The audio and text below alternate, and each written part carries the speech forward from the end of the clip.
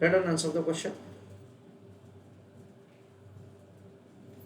Interest income is 1000 into rate of interest is 10 percentage into 6 divided by 12.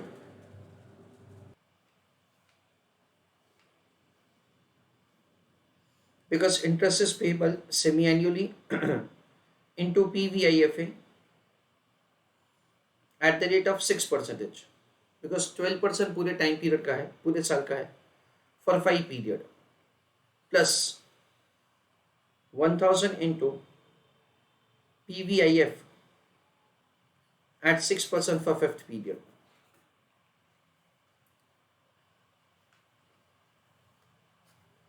So 1000 into 10 percentage into 1 divided by 2, that is 50. 1 divided by 1.06, 1, 2, 3, 4, 5.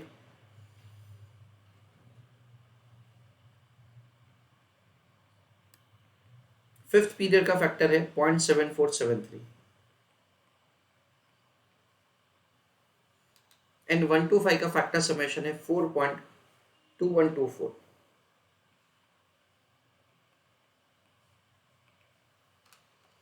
50 into 4.2124, that is 210.62 plus जो भी redemption value उसको वापस discount किया जाएगा. So it is 747.3.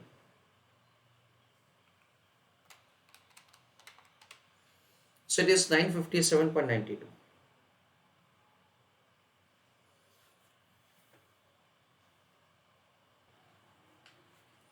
Next, calculation of the price on 1st of March 2019. So we understand it is March, April, May and June. 1, 2, 3, 4 महीना है. तो हम लोग क्या करेंगे यहाँ पे? We understand it's the P0 as on 1st of July 2019 plus interest income on 30th of June 2019 into PVIF at the rate of 1% for 4th period or 4% for 1 period. That is also either of the way you can do it. Either of the way it is acceptable and it is not going to have say, the too much difference in the answer. 4% क्यों sir? पूरे साल का 12% है, तो एक महीने का 1% और 4 महीने का 4%. So this price is 957.92. उस पर ये 30th ऑफ जून वाला इंटरेस्ट ऐड किया जाएगा, क्योंकि अगर हम लोग मार्च में सिक्योरिटी खरीदेंगे तो हमको जून में इंटरेस्ट इनकम मिलेगा.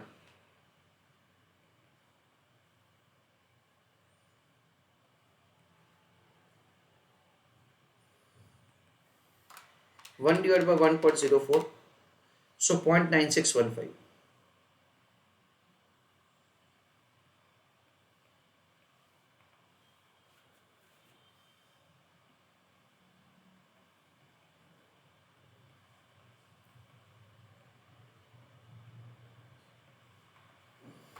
So 957.92 plus 50, 1007.92 into 0.9615. So it is 969.12.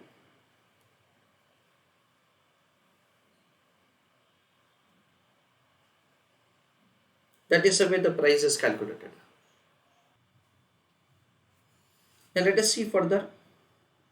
The question says that say of that amount, how much should be accrued interest and how much would represent bonds basic value.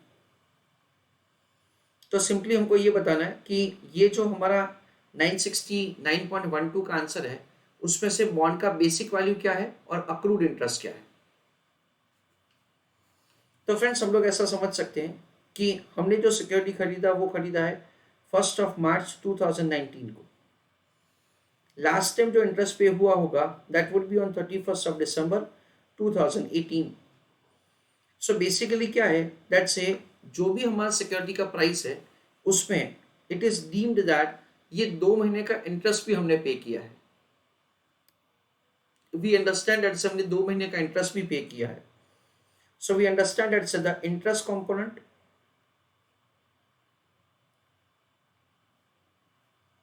is 1000 into 10% into 2 divided by 12।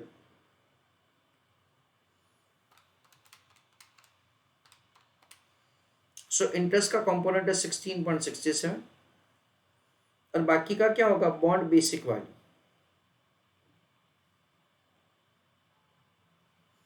Bond का basic value balance sheet figure होगा that is 969.12 minus 16.67। So over here 969.12 minus 16.67,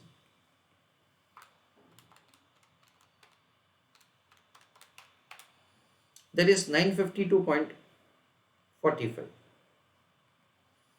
That is the way we can have the split of the interest component and bond basic value.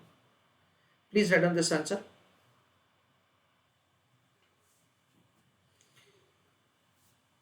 Let us have the overview of the entire answer. Question में ऐसा दे रखा है कि there is a bond which has been issued on 1st of January 2016 and it is going to be redeemed after 5 years, 31st of December 2021. Rate of interest दे रखा है 10%, issue price है 1000, redemption value हमने assume किया 1000, 30th of June and 31st of December is the date on which the interests are provided.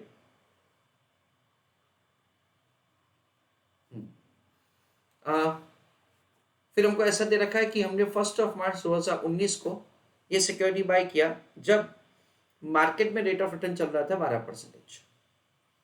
तो यहाँ पे first part of the question में हमको ऐसा पूछा है कि अगर कोई इन्वेस्टर 1 जनवरी 2016 को सिक्योरिटी बाय करता है तो उसका यील्ड टू मैच्योरिटी क्या होगा, यानी उसका रिटर्न क्या होगा if at all he is holding the security till it matures.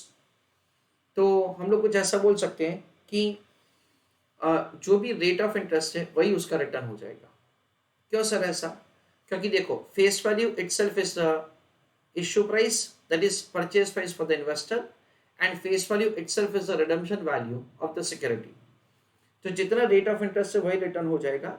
Income tax rate का इन्फॉर्मेशन नहीं है, उसके बाद हमारे पास कोई भी ट्रांजैक्शन कॉस्ट का इन्फॉर्मेशन नहीं है, कैपिटल गेन टैक्स नहीं है, इसलिए रेट ऑफ इंटरेस्ट ही हमारा रेट ऑफ रिटर्न हो जाएगा। That is the way the first part of the question is supposed to be answered. Second part of the question में हमको ऐसा दे रखा है दैट से हम लोग सिक्योरिटी खरीद रहे हैं 1 मार्च 2019 को। तो बेसिकली क्या होता है कि यूजुअली हमको ऐसा दिया जाता है यूजुअली कि हम लोग 1 जनवरी को सिक्योरिटी खरीदते हैं या तो 1 जुलाई को खरीदते हैं, पर इस पर हमको 1 मार्च ऐसा एक ऑकवर्ड डेट दे रखा है, इसलिए यहाँ पे क्वेश्चन को 2 हिस्सों में बांटा जाएगा। First second part of the question. सबसे पहले हम लोग ऐसा अज्यूम करते हैं कि हमने 1 जुलाई 2019 को सिक्योरिटी खरीदा, तो क्या होगा 2019 का इंटरेस्ट, 2020 का इंटरेस्ट, 2021 का इंटरेस्ट प्लस रिडम्पशन वैल्यू, उन सबको हमें 1 जुलाई तक डिस्काउंट करना है।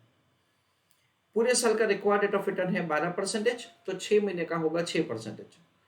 हमको 5 पर इंटरेस्ट मिलेगा, इसलिए यहाँ पे टाइम पीरियड 5 लिया गया है, और हमको जो रिडम्पशन वैल्यू होगा वो भी 5th पीरियड में मिलेगा।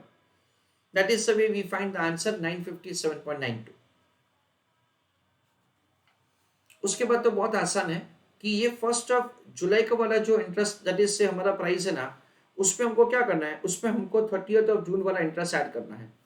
इन दोनों का टोटल करके इनको हमें डिस्काउंट करना है कब, 1 मार्च तक।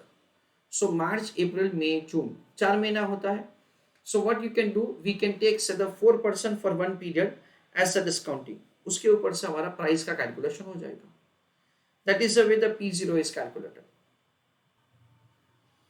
आखिरी क्वेश्चन में और कुछ नहीं है, we just have to bifurcate कि इंटरेस्ट का कंपोनेंट क्या होगा और प्राइस ऑफ द सिक्योरिटी का कंपोनेंट क्या होगा। वी अंडरस्टैंड दैट्स अगर हम लोग 1 मार्च को सिक्योरिटी खरीद रहे हैं तो लास्ट इंटरेस्ट पे दैट इज किया होगा ऑन 31 December 2018, यानी क्या हुआ, जनवरी फरवरी 2 महीने का इंटरेस्ट का कंपोनेंट इसमें इंक्लूडेड है। तो जो भी प्राइस ऑफ द सिक्योरिटी है उसका दो हिस्सा होगा, एक होगा इंटरेस्ट और बाकी का होगा बॉन्ड का बेसिक वैल्यू।